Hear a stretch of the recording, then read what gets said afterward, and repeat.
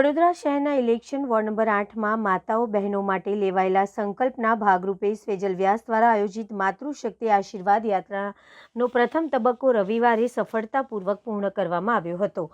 વોર્ડની કુલ 15,000 મહિલાઓને તીર્થધામ દર્શન કરાવવાના સંકલ્પ મુજબ પ્રથમ ચરણમાં ગઈકાલે 560 બસ વ્યવસ્થા દ્વારા પવિત્ર તીર્થધામ સાળંગપુર, કોટ ગણેશ, ધર્મજ અને બુટ ભવાનીના દર્શન કરાવવામાં આવ્યા। આ યાત્રા દરમિયાન મહિલાઓની સલામતી, સુવિધા અને યોગ્ય વ્યવસ્થા માટે ખાસ આયોજન કરવામાં આવ્યું। યાત્રામાં સામેલ થયેલી માતાઓ અને બહેનોએ આ સેવા કાર્ય બદલ આયોજકોનો હૃદયપૂર્વક આભાર વ્યક્ત કર્યો હતો। આ પ્રસંગે જણાવ્યું કે બાકી રહેલી 14,500 મહિલાઓને ઉત્તરાયણ પછી તબક્કાવાર તીર્થધામના દર્શન કરાવવામાં આવશે, જેથી વોર્ડની દરેક માતૃશક્તિને આ પવિત્ર યાત્રાનો લાભ મળી રહે।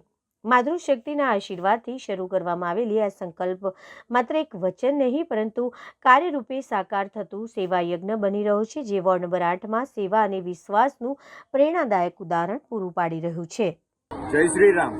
આજે રવિવાર નિમિત્તે વોર્ડ નંબર 8 કોર્પોરેશનનો સુભાનપુરા, ગોરવા અને તમામ વિસ્તારમાંથી 10થી વધારે બસમાં માતાઓને માતૃશક્તિ આશીર્વાદ યાત્રાના ઉદ્દેશ સાથે આજે સાળંગપુર અને કોટ ગણેશ દર્શનાર્થે લાવ્યા છે। હજુ આવનાર સમયમાં 15,000થી પણ વધારે મહિલાઓને, અમારા વોર્ડ નંબર 8ની મહિલાઓને દર્શનાર્થે લાવવાના છે। સંપૂર્ણ આયોજન સ્વેજલ વ્યાસ, મારી અને સંપૂર્ણ અમારી ટીમ છે હર હર મહાદેવ, એના દ્વારા આયોજન થઈ રહ્યું છે। ઘણા બધા માતાઓના દર્શન કરવાના બાકી છે। સર્વે લોકોને અહીંયા લાવીને દર્શન કરવાના છે અને આવનાર સમયમાં મોટી સંખ્યામાં બીજા મંદિરે, બીજા તીર્થધામે પણ દર્શન કરવા લઈ જઈએ એવું આયોજન અમારા દ્વારા કરવામાં આવ્યું છે। જે લોકો આ યાત્રામાં જોડાયા છે એ સર્વ માતાઓ, બહેનો અને સર્વ સોસાયટીના આગેવાનોનો હું દિલથી, હૃદયથી આભાર વ્યક્ત કરું છું।